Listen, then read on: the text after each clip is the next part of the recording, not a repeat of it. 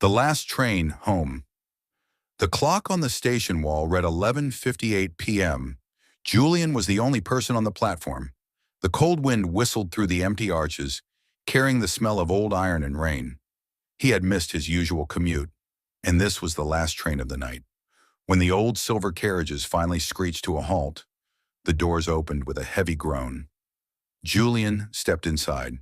The train was mostly empty, except for a man sitting at the very end of the carriage. He wore a tall black hat and was reading a newspaper. What caught Julian's attention wasn't the hat, but the date on the newspaper. October 14th, 1924. That's a century old, Julian whispered to himself. Suddenly the lights flickered and dimmed. The train began to pick up speed, much faster than a normal subway. Julian looked out the window, but instead of the dark tunnel walls, he saw golden fields and a bright morning sun. Panic rose in his chest. He stood up to find the conductor, but as he walked toward the next carriage, the man with the hat looked up. His eyes were not human. They were like swirling galaxies of silver mist. "Tickets, please," the man said in a voice that sounded like falling glass. I'm on the wrong train," Julian stammered. "I need to get to Central Station."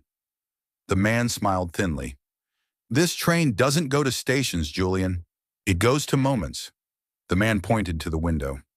Julian saw his childhood home. He saw his grandmother, who had passed away years ago, waving from the porch. The train began to slow down. "If you step off here," the man warned, "you can stay in this memory forever, but you can never return to the world of tomorrow." Julian stood at the edge of the door, one foot hovering over the grass of his past. The air smelled of jasmine and home. It was tempting to stay where life was simple and his loved ones were still alive. But then he looked at his own reflection in the glass. He saw a man who still had a life to lead, dreams to achieve, and people waiting for him in the present.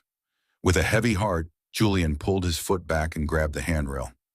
"I'm not finished with my story yet," he whispered. The man in the black hat nodded slowly, a look of respect in his misty eyes. He tipped his hat, and the doors slammed shut.